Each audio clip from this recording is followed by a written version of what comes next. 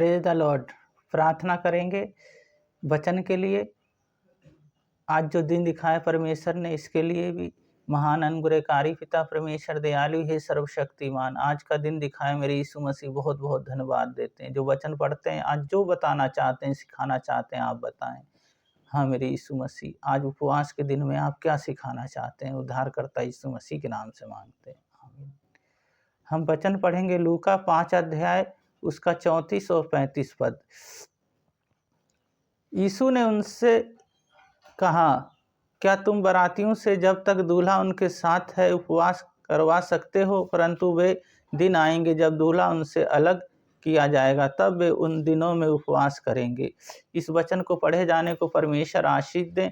हम यहाँ देखते हैं उस पर दोष लगा रहे हैं, चेलों पे, और उस पे कहते हैं तेरे चेले उपवास नहीं रखते। तो हम यहाँ देखते हैं यीशु चाहते हैं उपवास में जीवन बदल लो। यानी जब उपवास रखते हैं, आज उपवास का समय है, उपवास में क्या होता है, जीवन बदलना पड़ता है। पुराने स्वभाव को छोड़ के नया स्वभाव हमें जीना पड़ता है और अपने जीवन को एक परमेश्वर को भावता हुआ जीवन जीते हैं। उपवास में जब हम रखते हैं तो हम उससे सामर्थ्य पाने के लिए, पेट तो, शरीर तो भूख लगती है, पर आत्मा मजबूत होती है, आत्मा सामर्थ्य से भरता है, आत्मा के सामर्थ्य से भर जाता है, उसकी पवित्र आत्मा आग से भर जाता है। यही हमें आत्मिक भोजन देता है। और दूसरी बात है बदलाव, हमारे अंदर बदलाव आता है, बदलाव आता है, दूसरों से प्रेम आ जाता है, दूसरों के लिए दया आ जाती है, दूसरों के लिए प्रेम से भर जाते हैं। बदलाव हमारे अंदर होता है, क्योंकि पुरानी चीज़ें हम छोड़ देते हैं, जो भी थी अब नई बातें आ जाती हैं। पुरानी नई दोनों एक साथ मेल नहीं खा सकती, क्योंकि बुरा और भला दोनों एक साथ मेल नहीं खा सकता, एक ही पे चलेंगे। जब यीशु मसीह पे हम विश्वास करते हैं, यीशु मसीह के पीछे चलते हैं, तो हमारे जीवन में सब कुछ हम भलाई लोगों के जीवन के लिए करेंगे और हमारे जीवन में फिर बदलाव होगा और लोगों के जीवन हमारे जीवन को देख के बदल जाएगा, बदलाव आएगा उपवास रखने से। और तीसरी बात है अनुशासन।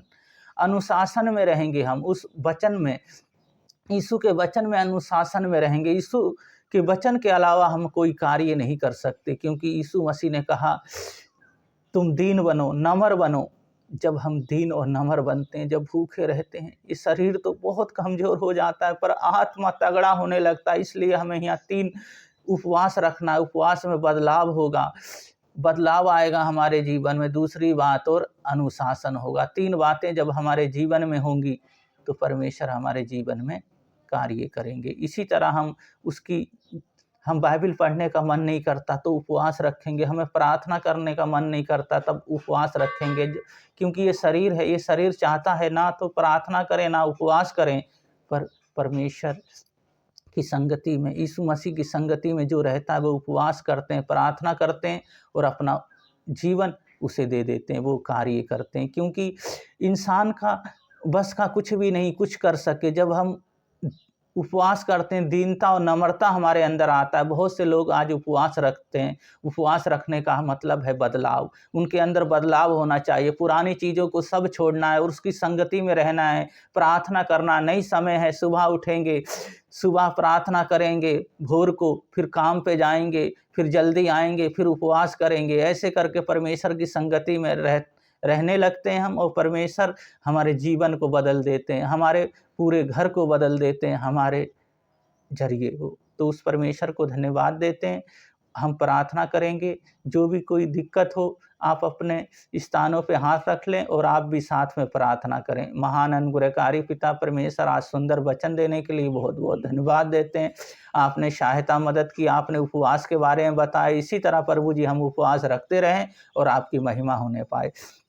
प्रभु जी इनके जो भी प्रभु जी जो भी प्रॉब्लम है, जो भी दिक्कत है, प्रभु यीशु मसीह, आज यीशु मसीह आप छुएं और चंगा कर दें, इन्हें सामर्थ्य से भर दें, अपनी आत्मा से भर दें और आप अगुवाई करें, क्योंकि आप जैसा कोई नहीं। हर उस नशे की आत्मा, हर उस दवाई की आत्मा यीशु मसीह के नाम से चले जाए, हर उस बीमारी की आत्मा और आपकी आत्मा प्रभु जिनके ऊपर ठहर जाए, पवित्र आत्मा ठहर जाए और प्रभु जी आपकी सामर्थ्य से भर जाए। इनके शरीर, प्राण, आत्मा, एक एक अंग सब आपके हाथों में सौंपते हैं, हमारे उद्धारकर्ता यीशु मसीह के नाम से मांगते हैं, आमीन।